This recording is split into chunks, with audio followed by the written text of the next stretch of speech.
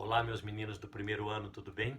Na última aula, nós falamos sobre o Renascimento e falamos sobre o nome da escola literária que aparece nesse período chamado Renascimento, o Classicismo.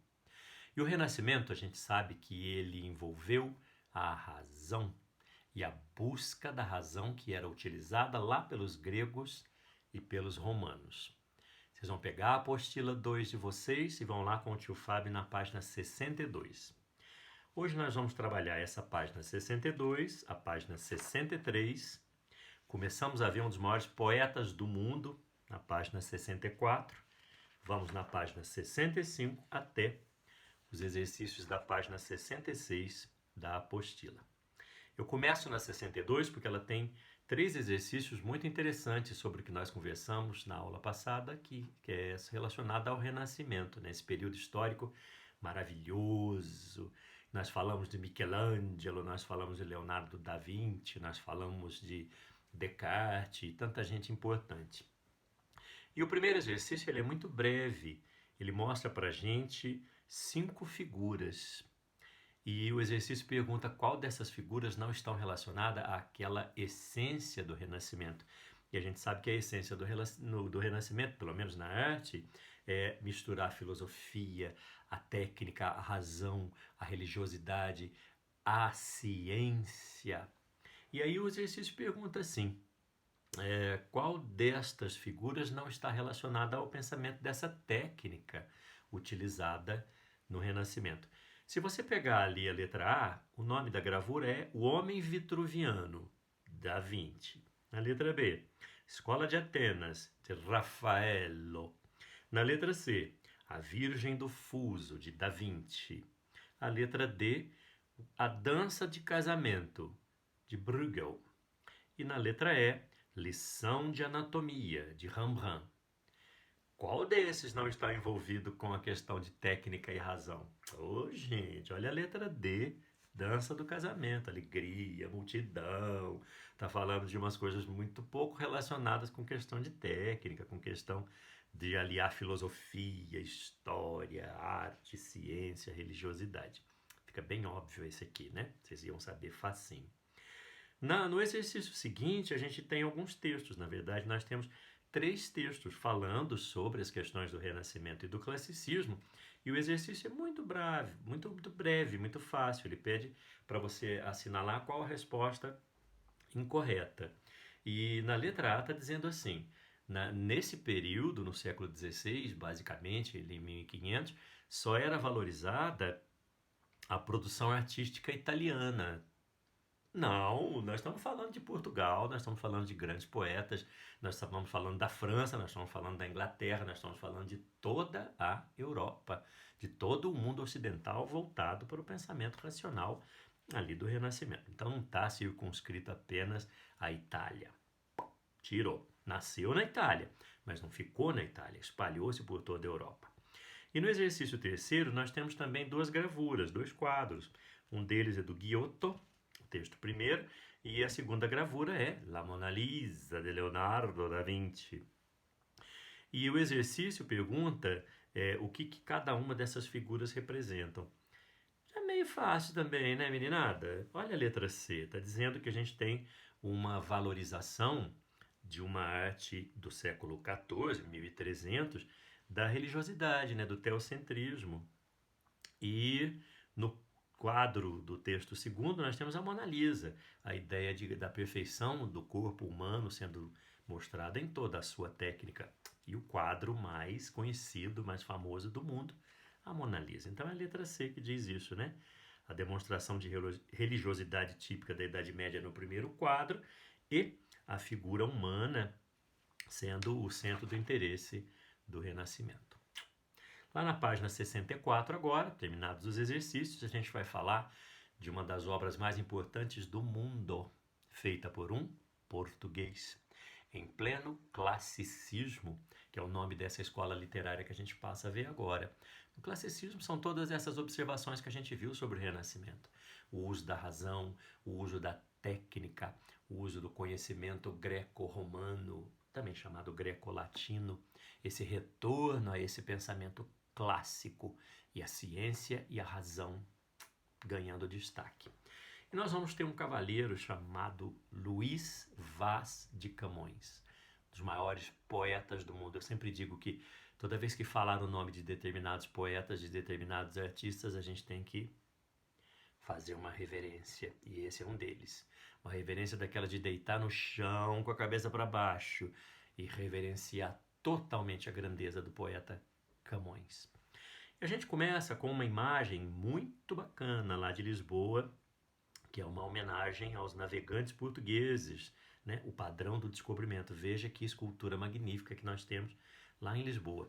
Nós falamos já das grandes navegações, né? É um símbolo do Renascimento e os portugueses são representantes desse Renascimento nesse sentido das grandes navegações.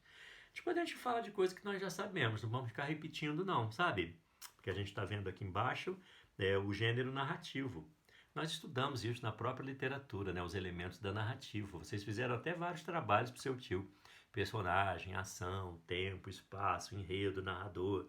Vimos tudo isso. Aqui está explicado de novo, não custa nada vocês passarem os olhinhos. Depois a gente vai ver que tem tipos, gêneros narrativos no sentido de prosa e de poesia. Seu tio também falou, né, sobre isso, fácil. A prosa, o texto escrito da esquerda para a direita, de cima para baixo, ocupou-se todo esse espaço, a gente tem uma narrativa em prosa. A poesia exige ritmo. Então não é necessário da esquerda para a direita, de cima para baixo. Não, eu posso parar no meio, descer e fazer os meus versos contadinhos. Nós vimos, né? Redondilha menor, redondilha maior, versos decassílabos e versos alexandrinos. A gente viu isso até nas aulas presenciais. Essa foi fácil. A gente vai passar por isso aqui, agradece muito a presença. Vamos direto para o Camões? O camarada nasceu provavelmente em Lisboa, nós não temos muita certeza não. São poucos os documentos daquela época sobre esse cavalheiro. Mas nós sabemos que ele fazia parte da nobreza, mas uma nobreza decadente, sabe, perderam o dinheiro, mas mantiveram o status. E ele era um homem extremamente inteligente. E ele trabalhava para os reis de Portugal. Ele era o poeta oficial da corte portuguesa. Então esse cavalheiro recebia para produzir grandes poemas e ele foi chamado para resolver um probleminha que era: nós queremos, como os gregos e como os romanos, ter uma grande epopeia. Que isso? Um poema épico. Que isso? Um poema que falasse sobre os grandes feitos heróicos dos portugueses. Compreendido? Então a poesia épica é aquela que fala dos feitos heróicos de um povo. E no caso do povo português, ele criou um livro chamado Os Lusíadas, traduzindo, Os Portugueses. Então ele criou os Lusíadas como uma das mais importantes poemas épicos do mundo. É o mais importante da modernidade. Da Idade Moderna, 1500 até hoje, ninguém fez melhor que Camões, tá ok? Então é poesia épica. Meninada, tem técnica? Tem regra? Um monte de técnica, um monte de regra.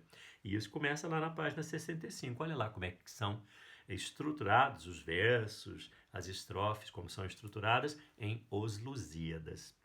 Nós temos 10 cantos. Vão anotando aí? Põe na frente, puxa uma seta e escreva. Canto seria como se nós falássemos, se fosse um romance escrito em prosa, capítulos. Então 10 cantos é porque na epopeia a gente faz como se estivesse cantando. Não está cantando, como nas cantigas trovadorescas. O nome desses capítulos nós chamaremos de cantos, tá bem? Nós temos, olha lá a técnica, 1102 estrofes e cada uma dessas estrofes contém 8 versos. Todas as 1102.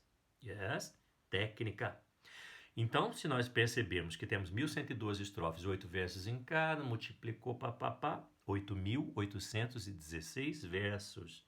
Opa, olha lá a palavrinha, decassílabos. Todos os versos têm 10 sílabas poéticas. Uau, o cara era bom mesmo, hein? O maior, cara.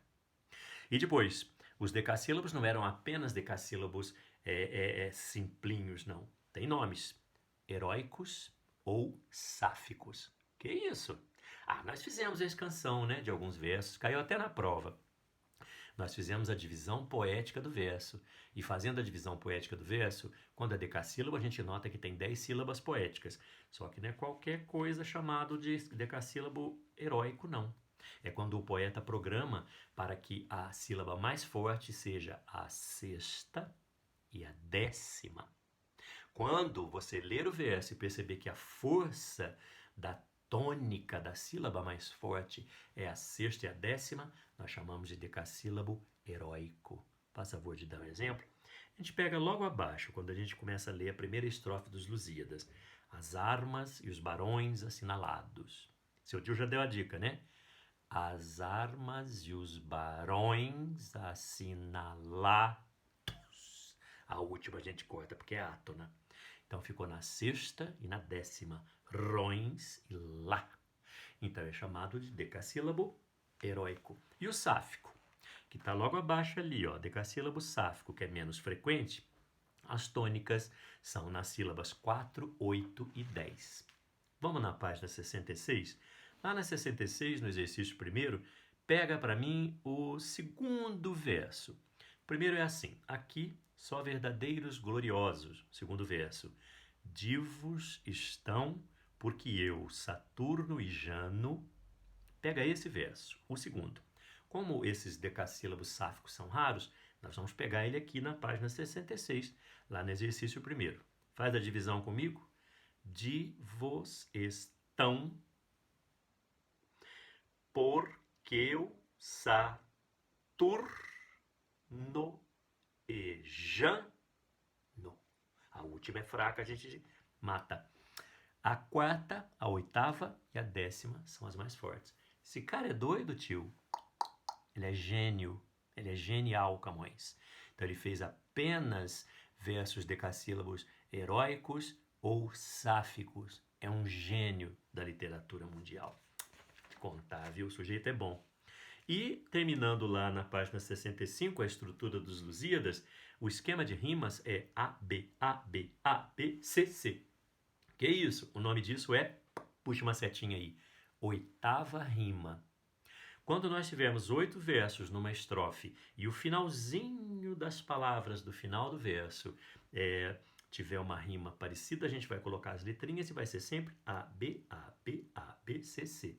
Pega lá. Logo abaixo aí, de novo, o início dos Lusíadas, essa primeira estrofe. Vamos ver quais são as últimas palavras? Assinalados, lusitana. Navegados, taprobana. Esforçados, humana. Edificaram, sublimaram. Gente, presta atenção. Vamos pegar? Assinalados, lusitana. Navegados, taprobana. Esforçados, humana. Que letra a gente põe na frente de assinalados, navegados e esforçados? Letra A. Que letra a gente coloca na frente de lusitana, taprobana, humana? Letra B. Epa, faltaram 2 versos. Vamos ver? Edificaram, sublimaram. Letra C. Pronto? A, B, A, B, A, B, C, C. Faz junto com seu tio para você ver como vai dar certo. Vamos pegar a outra? Olha lá. Gloriosas, A. Dilatando, B. Viciosas, A. Devastando, B. Valerosas, A. Libertando, B. Parte, C. Arte, C.